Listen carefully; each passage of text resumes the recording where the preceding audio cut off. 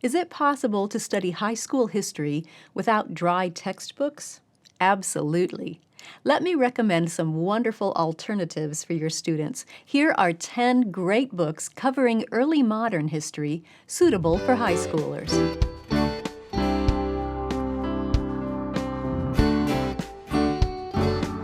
Welcome to the Simply Charlotte Mason podcast. I'm Sonia Schaefer. You don't have to revert to dry textbooks to give your high school students an excellent knowledge of history.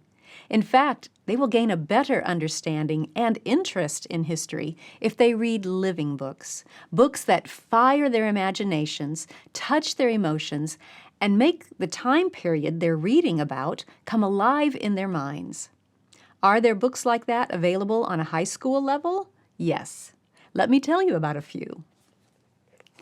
Famous Men of the 16th and 17th Century by Robert G. Shearer. Now, some of you may be familiar with the Famous Men series by Heron and Poland. Rob Shearer of Greenleaf Press has provided a great service in bringing those books up to date. I love to recommend his editions of the series because I know he has incorporated the advantage of more recent research and a wider perspective while still staying true to the narrative style. His Famous Men of the 16th and 17th Century is a wonderful collection of biographies of prominent men and women who lived in the 1500s and 1600s. Your student will read about Catherine de' Medici, Elizabeth I, Francis Drake and Walter Raleigh, William Shakespeare, Galileo, Pascal, Rembrandt, and more. People from France and England and China and Germany, Denmark, Poland, and Sweden are all featured in this book. 28 life stories that will give your students insight into this time period in a way that no textbook can. America's Forgotten Colonial History by Dana Huntley. Now, you probably know the story of the Pilgrims, the first Thanksgiving, and Plymouth Plantation. And you most likely have some idea of the other colonists who arrived after them, the Puritans, the Dutch, William Penn, and the Quakers. But for most people, American history then skips 150 years and goes straight to the Revolutionary War. But those 150 years of colonial history form an important foundation for the United States that we see around us today. This book is full of historical photographs, interesting side notes, and that personal touch of an author whose heart, as well as his mind, is involved in his writing. The Autobiography of Benjamin Franklin, written by Benjamin Franklin. Autobiographies are often great living books because the author is definitely passionate about his subject, himself. And the accounts of his life often include the human component, reminding us that history is the story of fellow human beings who were as we are, but with a difference. Benjamin Franklin's autobiography is worth reading for a couple of reasons. First, it's excellent writing with touches of humor. So even though it may not be the easiest read, it rewards those who give it their full attention. And second, it covers almost 200 years of early modern history. He starts by tracing his family in England, beginning at 1555, and tells his life story up through 1765. Sadly, he never finished it. Those final 25 years we must read from someone else's perspective. But what he did leave us is an interesting look inside life in colonial America. 3 of the books that I'm sharing today cover both early modern and modern times. If you're using our history curriculum, A Pageant of History, you'll find these books split between those 2 time periods. Your high school student will read the first part of each of these 3 books during the early modern study and the rest during the modern times study. The first of the 3 is The American Story, Conversations with Master Historians by David M. Rubenstein. I cannot describe how excited I was when we found this gem. Over the past few years, I had been reading biographies by Doris Kearns Goodwin and David McCullough and Ron Chernow, master historians and excellent writers whose books on George Washington and Abraham Lincoln and Theodore Roosevelt and other Americans of the past are some of the best living books I've ever read. The only problem with assigning them to high school students is that each biography is more than 600 pages long. It would be overload to give your students a stack of those biographies to read in 1 year. But what we can do is give your students this book that features a living interview with each author, an interview that engages your students' imaginations, introduces some of the fascinating details that the historian discovered during years of research, and perhaps most importantly, fuels your high school students' interest in learning more. You might just find them reading those 600-page biographies in their spare time.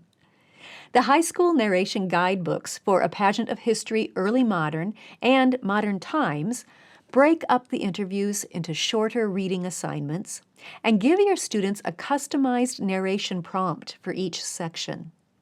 If you want your students to hear master historians share their enthusiasm and scholarship about American history, this book is not to be missed. The second of the 3 books used in both Early Modern and Modern Times is American Voices, edited by Ray Notgrass. This book offers another important genre to include in the high school years: original documents from primary sources. Charlotte Mason included poetry of the time period and literature of the time period at this level because she believed those types of writing gave a good understanding of the thoughts and experiences of the time.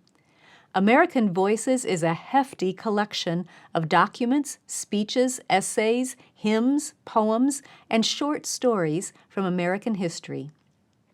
The only commentary is a short sentence or two to set the stage for each document, telling who the author was and in what historical setting the piece was written.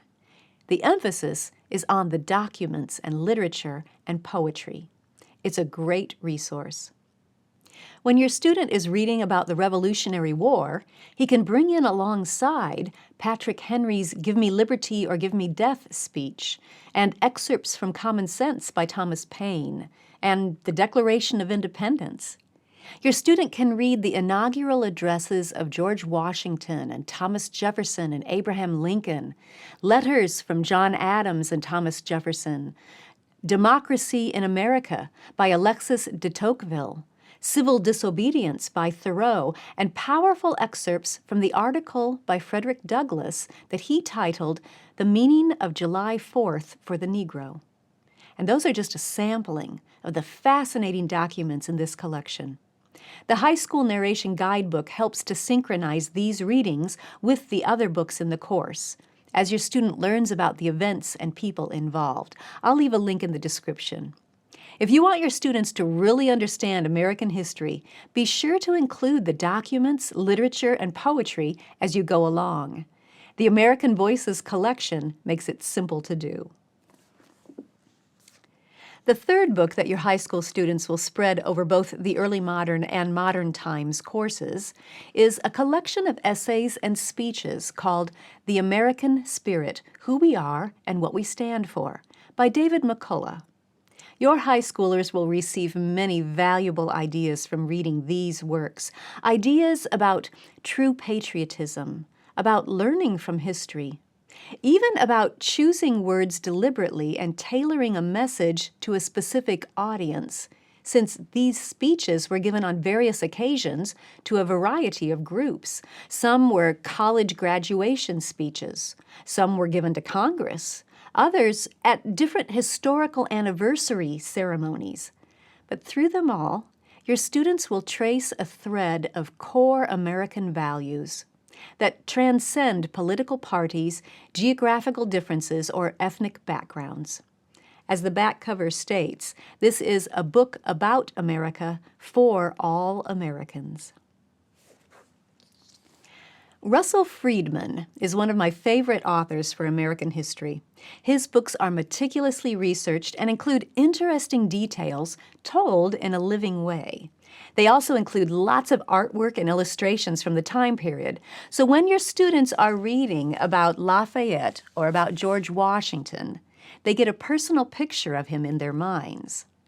Washington at Valley Forge offers a powerful account of the severe hardships that the fledgling American army faced as they endured 6 months of harsh winter without basic supplies of food, clothing, or blankets. Yet they marched away from Valley Forge more determined than ever. And later, George Washington proclaimed that the credit for the American victory in the Revolutionary War belonged to those soldiers who had braved the horrific conditions at Valley Forge.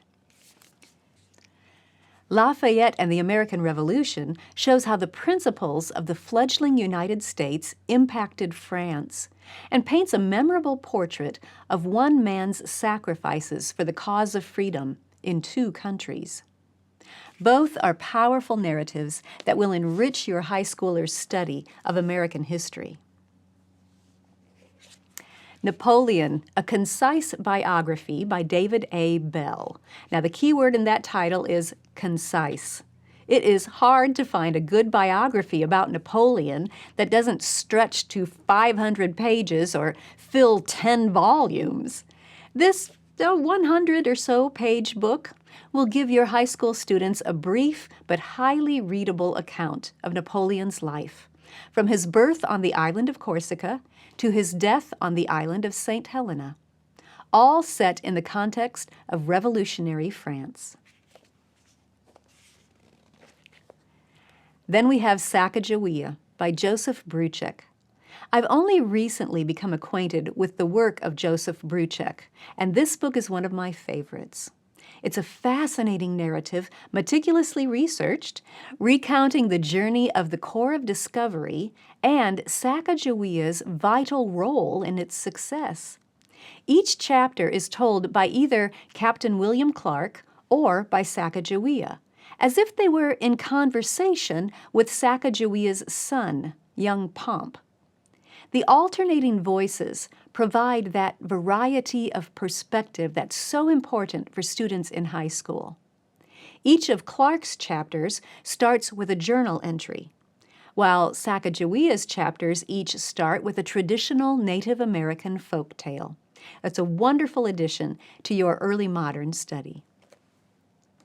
Check the description for links and to learn more about a Pageant of History Early Modern curriculum, in which you will find these books and more scheduled for both family and individual readings. And take a look at the student narration guidebooks for middle school and high school. Those will offer your students a great way to grow in their independent work while still including them in the family work. Thanks for joining me. I'll see you next time.